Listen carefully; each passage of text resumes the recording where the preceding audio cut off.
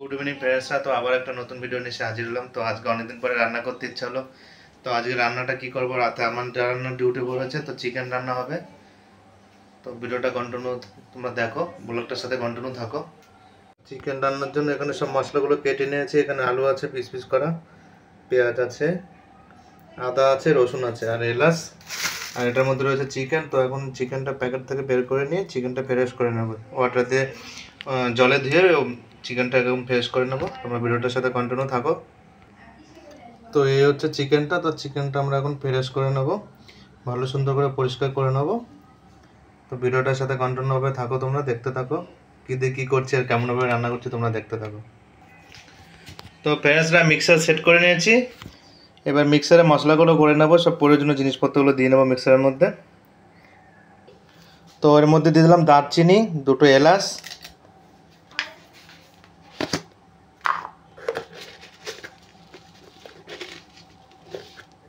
কটা জিরে দিয়ে নিলাম এর মধ্যে।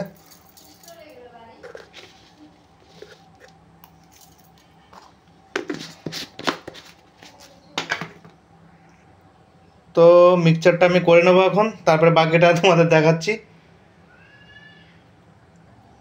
তো পেঁয়াজটা দেখো আমি কত সুন্দর মশলা করে নিয়েছি।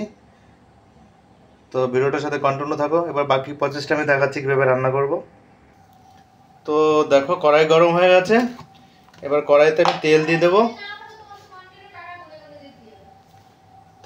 এর মধ্যে। তো তেল গরম হতে লাগছে। এবার এই গরম তেলের মধ্যে আমি দিয়ে দিলাম জিরে,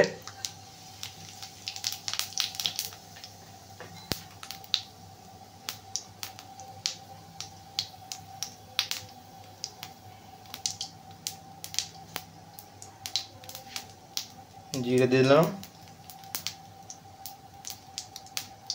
আলু দিয়ে দিলাম, এর মধ্যে পেঁয়াজ দিয়ে দিলাম, পেঁয়াজ, শুকনো লঙ্কা। যেহেতু মিক্সার করে অলরেডি শুকনো লঙ্কা দিয়েছি পেস্ট করে, সেহেতু ফোড়নের জন্য শুকনো লঙ্কা 3টে দিয়ে দিলাম আর পেঁয়াজ দিলাম। এবার এটা আমি ভালোভাবে নাড়াচাড়া করতে থাকবো।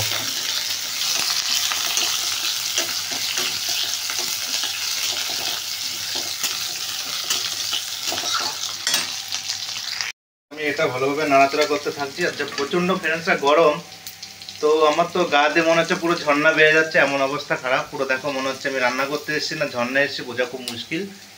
তো আমি রান্না করছি অলরেডি। এবার এটা একটু ভেজে নিচ্ছি লাল লাল করে। মানে গরমে রান্না করব না কোথায় যাবো যে কিছু বুঝতেই পারছি না। পুরো মনে হচ্ছে ঝর্ণায় চলে এসেছি, এত পরিমাণে ঘেমে যাচ্ছে রান্নাঘরে, পুরো এত পরিমাণে আগুন। তো ভিডিওটার সাথে কন্টিনিউ থাকো, আমি প্রসেস সব দেখাচ্ছি তোমাদেরকে। এবার আমি চিকেনটার মধ্যে দিয়ে দেবো। চিকেনটা দিয়ে হালকা নাড়াচাড়া করতে থাকবো।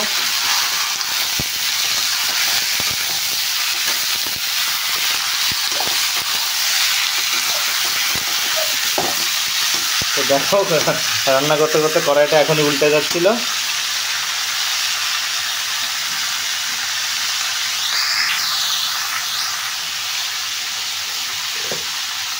তো এর মধ্যে দিয়ে নিলাম লবণ,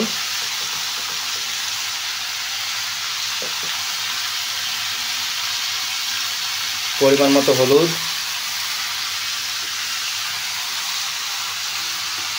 আর দিয়ে এটা ভালো করে নাড়াচাড়া করি। তো এর মধ্যে দিয়ে দিলাম একটু দই, একটু লেবু দিয়ে নিয়েছি। এবার এটাকে ভালোভাবে নাড়াচাড়া করব, কষিয়ে নেব মাংসটাকে ভালো করে।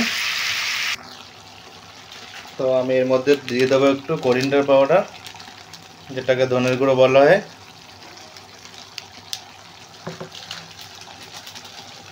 আর দিয়ে দেবো একটু চিকেন মশলা, আর এটাকে ভালো করে নাড়িয়ে নেবো মিক্সিং করে।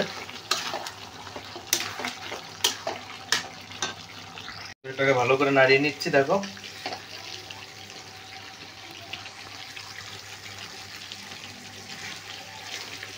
এটাকে ভালো করে নাড়িয়ে নিচ্ছি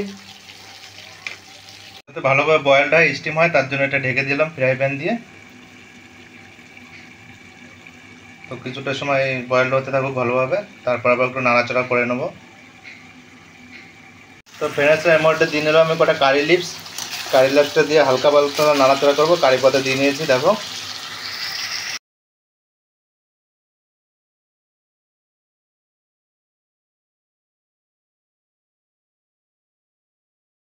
তো গ্রেভিটা দেখো কেমন সুন্দর কালারটা এসছে। তো জল এখনো একটু বেশি রয়েছে, জলটা টানুক।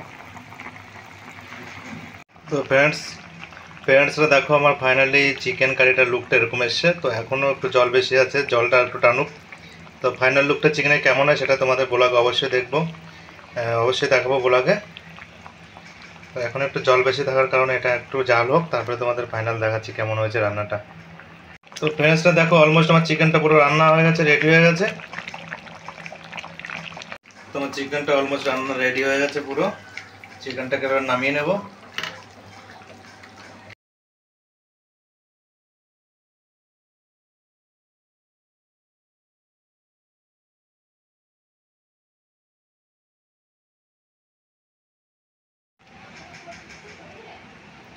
তো ফ্রেন্ডসরা আমার চিকেনটা ফাইনালি রান্না হয়ে গেছে। তো ভিডিওটা কেমন লাগলো তোমরা কমেন্টে জানিও। ভিডিওটা ভালো লাগলে লাইক কমেন্ট শেয়ার করে দিও। চ্যানেলে নতুন হলে চ্যানেলটা ফলো করে দিও, পাশে সাবস্ক্রাইব এবং চ্যানেলটাকে সাবস্ক্রাইব করে পাশে বেল বাটনটা প্রেস করে দিও। ততক্ষণ পর্যন্ত সবাই ভালো থাকো। আবারও তোমাদের সাথে দেখা হবে অন্য কোনো নতুন ভিডিওতে।